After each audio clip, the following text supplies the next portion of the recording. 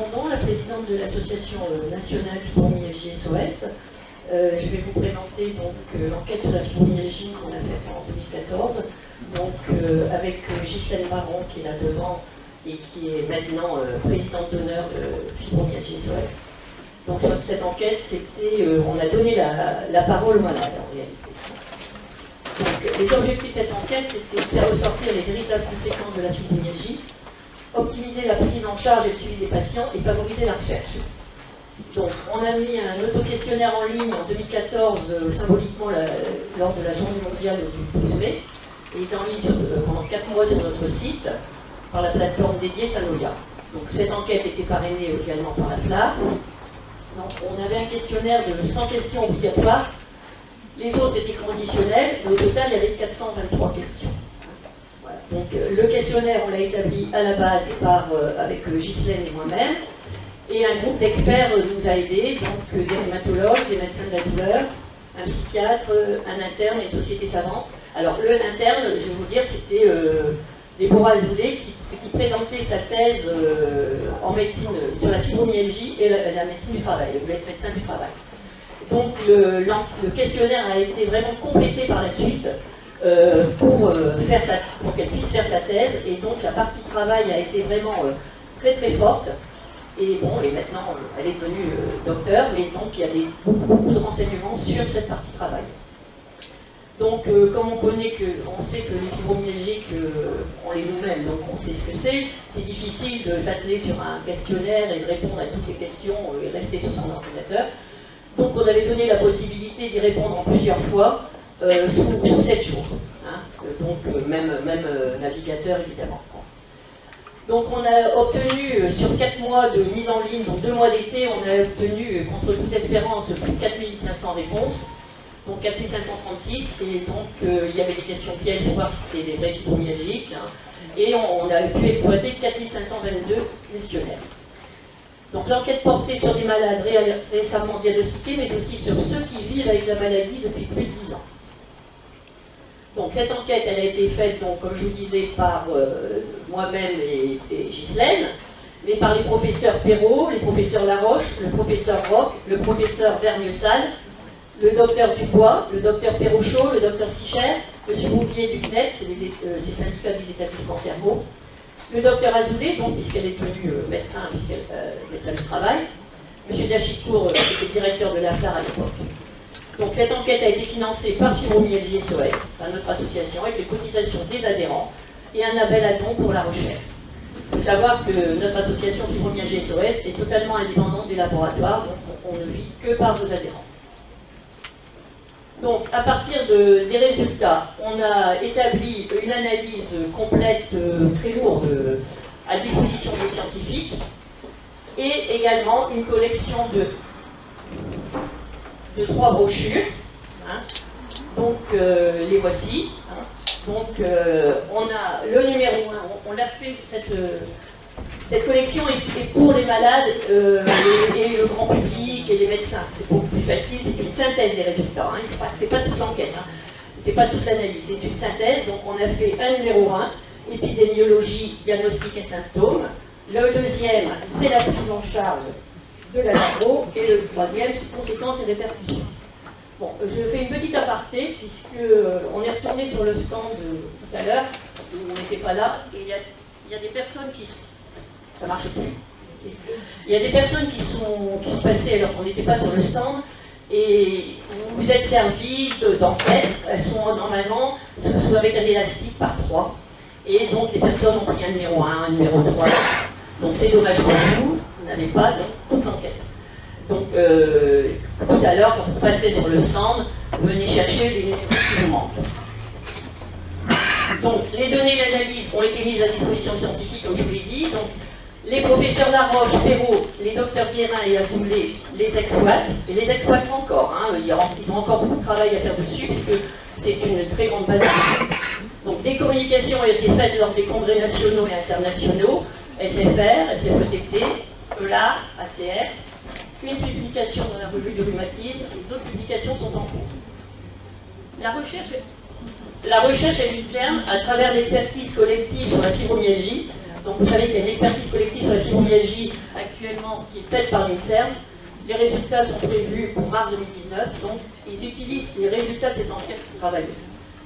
En 2016, nous avons été auditionnés par l'Assemblée nationale, par la commission d'enquête parlementaire sur la fibromyalgie, et nous avons offert donc les résultats de l'enquête, et la commission d'enquête s'est vraiment inspirée largement de ces résultats pour établir ses conclusions. Elle le cite même dans ce rapport, dans leur rapport. Il faut savoir que c'est actuellement la plus grande base de données déclarative en France et même à l'international, par le nombre de sujets et de paramètres évalués, et c'est la première enquête épidémiologique sur une grande population, en vraie vie, sur l'impact et sur le vécu.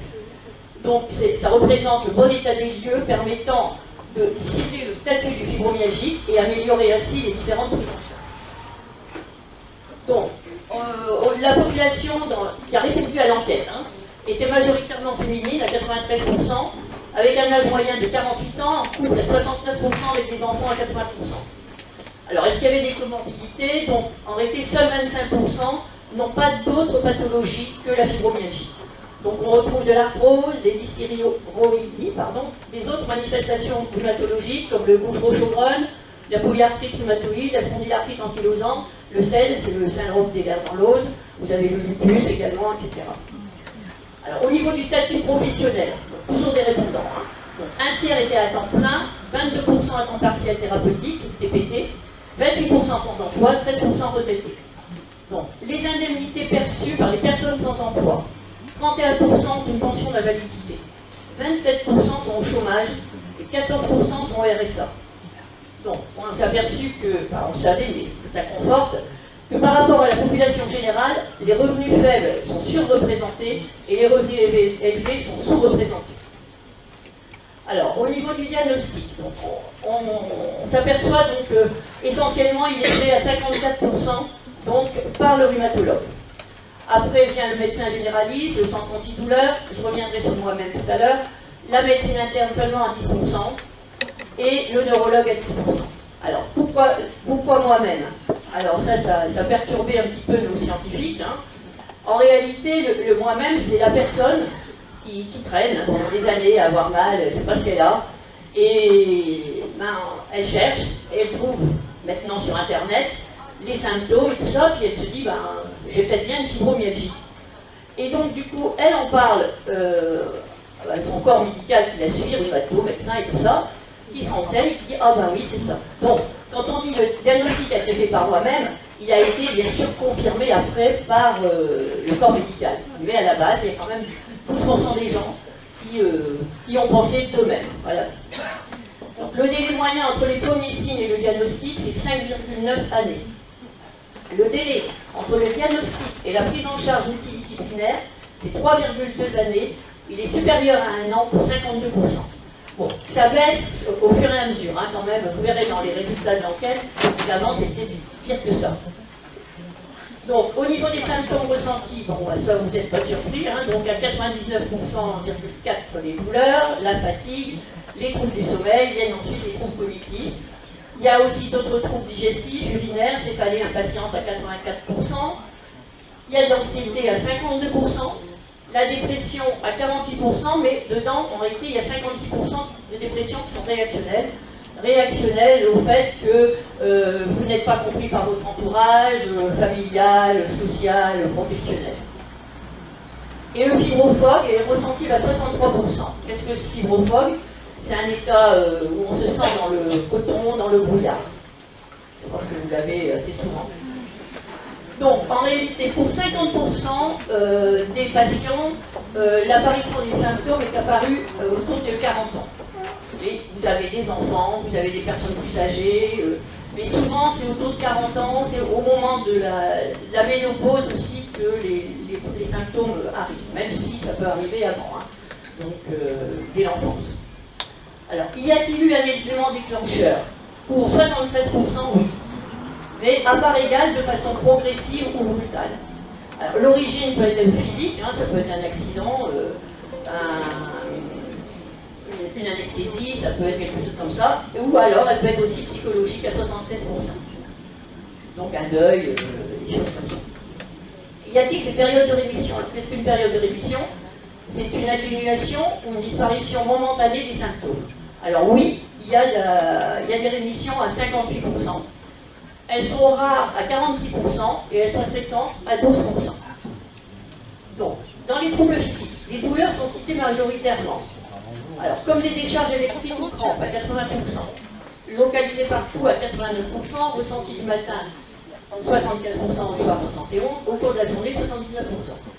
Ressenties également la nuit, 65%, et après un exercice soutenu. La fibromyalgie a un impact sur le sommeil pour 96% des répondants. Les caractéristiques de cet impact, c'est par exemple fatigue au réveil, 92%, 82% ont des douleurs, de 79% des réveils nocturnes, difficulté à l'endormissement à 58%. Alors, on va voir que tous les aspects de la vie sont impactés de façon importante. Donc, et le nombre de difficultés qui est vécu est influencé par le niveau des revenus. Donc, la place de la société est impactée. Donc, au niveau de la vie professionnelle, les activités sociales. Je vous laisse lire les pourcentages. Au niveau de la vie psychique, le moral, les loisirs, l'image de soi, la décontraction, l'apparence. Au niveau de l'intimité, donc la vie familiale à 50% est impactée, la vie sexuelle à 49% et la vie de couple à 41%. Et au niveau de la vie quotidienne, on a des problèmes pour 54% pour les déplacements à pied et pour les gestes quotidiens pour 25% des personnes. Alors, donc, on a 77% qui éprouvent un sentiment d'injustice lié à 71% à la fibromyalgie. Donc, ce sentiment d'injustice, il est par rapport au travail, pour 41%, pour les personnes en temps partiel thérapeutique à 54% et pour les personnes en arrêt de travail à 52%. Et donc là, les scientifiques ont été vraiment très perturbés, étonnés de ce sentiment d'injustice et très important. Et ils se sont rendus compte donc qu'ils devaient travailler beaucoup plus en collaboration avec les médecins du travail. Et je peux vous dire que le professeur Laroche m'a dit dernièrement qu'ils continuent à analyser les données et ils vont travailler essentiellement justement par des corrélations avec les différentes données à travailler sur ce sentiment d'injustice et le proposer notamment encore à nouveau dans les congrès, dans les publications pour faire ressortir vraiment ce problème. Ils n'avaient pas mesuré à ce point-là d'ailleurs.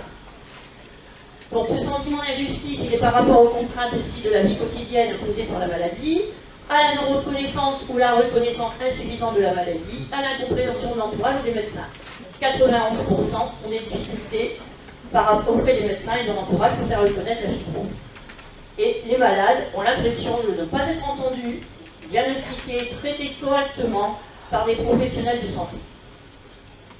Alors au niveau des finances, donc 42% ont des difficultés financières par rapport à leur situation au niveau de l'emploi. Parce que comme on a vu tout à l'heure, beaucoup sont au chômage, sont en invalidité, sont au RSA. 67% ont des dépenses financières pour la fibrome, donc avec les traitements non remboursés. Donc entre 50 et 100 euros par mois, le plus souvent, et ça peut aller jusqu'à 200 euros par mois. Et 70% parmi ces 67% qui ont des dépenses financières propres à la fibrome renoncent aux soins à cause du coût. Ils doivent arrêter. Au niveau de la vie professionnelle, la difficulté au travail pour 76% liée à la fibro à 95%. 68% estiment que c'est une entrave au déroulement de leur carrière. 68% des actifs, je parle. 57% ont perdu leur travail à cause de la fibro. Et pour 71%, l'employeur n'a pas reconnu ou pris en compte la fibromyalgie. Bon, là, il faut peut-être un peu relativiser, puisqu'il y a quand même beaucoup de personnes qui n'osent pas parler de leur fibromyalgie, ça reste encore un peu tabou, donc l'employeur ne le sait pas forcément. Il sait qu'elle est malade, mais il ne sait pas exactement ce que c'est. Alors, au niveau des arrêts de travail, 65% ont été en arrêt de travail au cours des 12 derniers mois. Alors là, vous voyez les nombres de jours cumulés d'arrêt de travail en moyenne, donc entre les actifs, les TPT et les autres. Donc, il faut vraiment, on revient encore là-dessus, intensifier le rôle des médecins avec la médecine du travail. Donc, on voit que 30% n'ont jamais été voir un médecin du travail, 44% rarement et 26% de manière fréquente. Alors, quels sont les praticiens majoritairement consultés? Donc là, ici, c'est un résumé comme dans la synthèse. Dans l'enquête normale, dans l'enquête complète, on avait établi toute une liste de praticiens. Mais là, on a repris les principaux simplement. Sinon, on aurait un tableau beaucoup trop long. Donc, vous avez à 85% le généraliste, le kiné, comme vous voyez, ensuite le rhumato, l'ophtalmo, le psychiatre, gastro-entérologue, puisque problème de syndrome de côlon irritable notamment, le neurologue, le psychologue, le dermato, le podologue, et seulement 10% consultent un algologue qui est le médecin de la douleur. Donc au niveau des MAC, les médecines alternatives et complémentaires, donc là c'est pareil, hein, on a pris les principaux cités, hein, il y en a d'autres. Hein. Donc vous avez 41% qui vont voir l'ostéopathe, et après on passe à la sophrologue, l'acupuncteur, l'homéopathe à 19%, l'hypnose, les diététiciennes, la naturopathe, le nutritionniste, la médecine chinoise, et 30% ne pratiquent aucune marque. Alors, ces résultats sont influencés par le niveau de revenu. Donc, il y a 30% en général, et 40% pour les personnes à faible revenu n'ont recours à aucun de ces thérapeutes, et alors que 22% des personnes à revenu seulement 22% des personnes à revenu élevé ne consultent pas de MAC. Alors, au niveau de la prise en charge médicamenteuse, donc 77% des répondants prennent régulièrement des médicaments. Alors, les principaux, c'est les antalgiques, donc 94% en prennent, on en a déjà pris, 3 quarts en prennent quand la douleur est trop forte, un tiers systématiquement, et 14% en usage préventif, avec une efficacité modérée. Au niveau des antidépresseurs, c'est à peu près pareil pour les hommes et les femmes, 80-82%, qui en prennent ou qui en ont déjà pris. Pour le traitement de la douleur, à 72%, et pour le traitement de la dépression, à 35%. Les autres médicaments, bon voilà c'est pareil, c'est un résumé de tout ce qui est pris, mais on voit essentiellement des antiépileptiques à 55%, comme a parlé tout à l'heure le professeur, a cité tout à l'heure le professeur Lérica. Les AINS, c'est les anti-inflammatoires. Alors pourquoi je les ai mis en rouge? Parce qu'ils sont quand même prescrits à 54%, alors qu'on sait que les anti-inflammatoires, comme il a été dit déjà tout à l'heure aussi, ne servent à rien pour la fibromyalgie. Les benzodiazépines à 52%, et là c'est pour le sommeil, et on sait quand même que c'est une drogue et qu'il y a beaucoup de dépendance et que c'est très très difficile de s'en séparer après. La cortisone c'est pareil, 13%, or on sait que la cortisone ne sert à rien dans la fibromyalgie. Au niveau de la kétamine, 9%, or la kétamine c'est un traitement où il n'y a aucune étude qui dit que c'est efficace pour la fibromyalgie. En plus, le ministère de la Santé le préconise absolument pas comme traitement pour la fibromyalgie. Et il faut savoir quand même qu'il y a quand même de gros risques d'effets secondaires. Ce n'est pas un Nuda, c'est pareil, c'est une drogue. C'est ce qu'on met dans les piqûres d'ecstasy, notamment. Dans les pilules d'ecstasy. Donc, la prise en charge médicamenteuse, il faut savoir aussi que la kétamine ne guérit pas. Elle peut éventuellement vous soulager, hein, réduire les douleurs pendant un certain temps, endormir les douleurs, c'est un anesthésiant, mais elle ne vous guérit pas. Donc, au niveau des compléments alimentaires, qui sont préconisés dans la fibromyalgie, donc 62% prennent de la vitamine D, 55% du magnésium associé avec la vitamine B. Bon, c'est encore un peu faible, hein, puisqu'on sait que les fibromyalgiques ne fixent pas ni la vitamine D, ni le magnésium. D'accord? Donc, en prise en longue régulière, seulement à ce moment-là, on tombe carrément en vitamine D à 19%, en magnésium à 20% et 7% de vitamine D. Et comme je disais, là, ça pose un problème. On voit aussi le manque d'information, puisqu'on ne fixe pas le magnésium, donc il ne faut pas prendre des cures, ça ne sert à rien. Enfin, c'est pas que ça sert à rien, ça va vous aider quand vous serez en cure. Mais en plus, dès que vous arrêtez la cure, vous n'avez plus de magnésium à nouveau puisque vous ne fixez pas. Donc c'est toute l'année, ça en continue et à des doses fortes.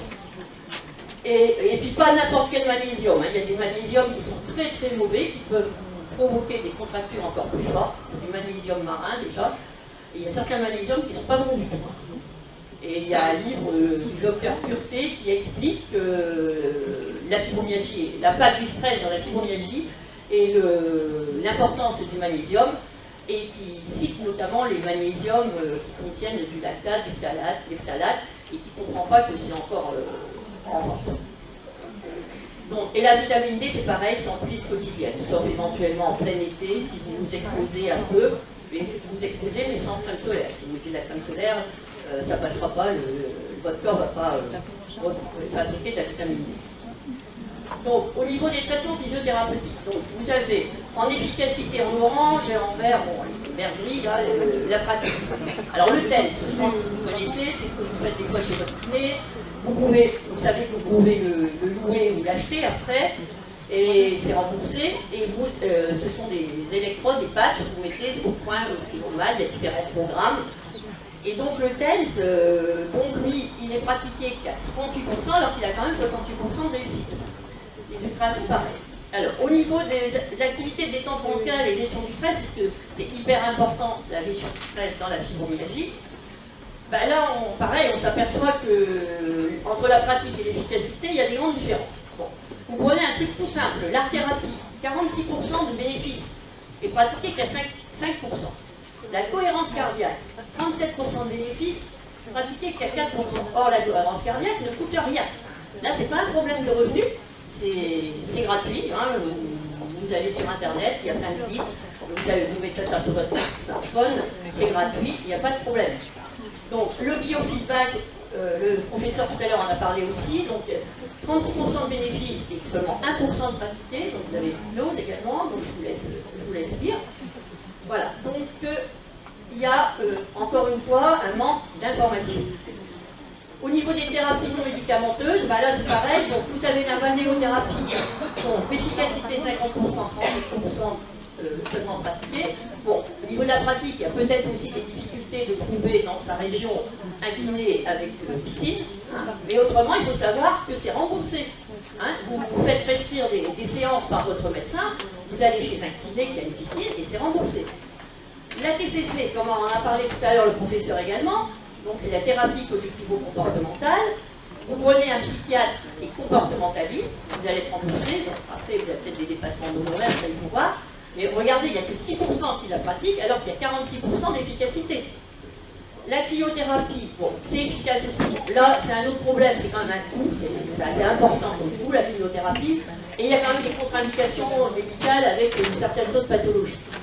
La stimulation transcrânienne, on en a parlé tout à l'heure également, donc il n'y a que 1% et 28% de réussite, mais bon, là, l'enquête était 2014, à l'époque, il n'y avait pas encore beaucoup de centres qui pratiquaient la stimulation transcrânienne. Il y en a de plus en plus qui sont. Donc les chiffres pourraient un peu changer. Alors, tout à l'heure, il a parlé de l'activité physique, donc ça fait partie des recommandations de l'AR en 2016. C'est indispensable pour éviter que vous ayez une sonde musculaire, et là, après, la fibromyalgie s'installe et ça s'aggrave. Or, il y en a que 23% qui pratiquent aucune activité physique. Donc, il y en a à 20% quotidienne, hebdomadaire 22%, et variable 34%. Alors, l'éducation thérapeutique du patient. Donc, là, on avait seulement 7% qui ont pratiqué l'ETP. Pareil, c'était en 2014. C'était pas encore bien installé. Ça n'est toujours pas bien mis en place non plus, hein, il faut le reconnaître. Mais ça se développe. Alors, l'intérêt de l'ETP, donc il faut vraiment que ça se développe, parce que l'ETP, c'est quand même, regardez, tous ceux qui ont pratiqué l'ETP, ils estiment avoir eu une meilleure gestion de la maladie, 69% grâce à l'ETP, ils ont appris de nouvelles choses. Ils ont plus confiance en eux, à 35%. Ils gèrent mieux leurs traitements médicamenteux à 33%, et les traitements médicamenteux à 29%. Au niveau des cures thermales, donc 24% font des cures thermales, il en a parlé tout à l'heure, donc c'est pourtant c'est efficace, mais il y a un frein, c'est vrai, à cause des revenus, de la situation familiale, c'est pas toujours facile. Les persistances des effets de la cure, à 3 mois, 64%, à 6 mois, 27%, et plus de 6 mois, 9%.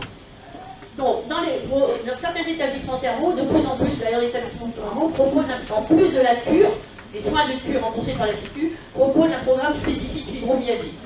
Et un programme ETP, mais très peu encore. Mais ce programme n'est pas remboursé par la Sécurité sociale, et du coup, c'est un frein. Donc, on a comparé l'efficacité des programmes de rééducation à l'effort et de cure thermale. Donc, comme vous voyez, les centres de rééducation à l'effort, donc c'est eux qui gagnent au niveau de la mobilité. Ils sont supérieurs aux cures thermales au niveau de la mobilité, mais évidemment, on ne fait pratiquement que ça.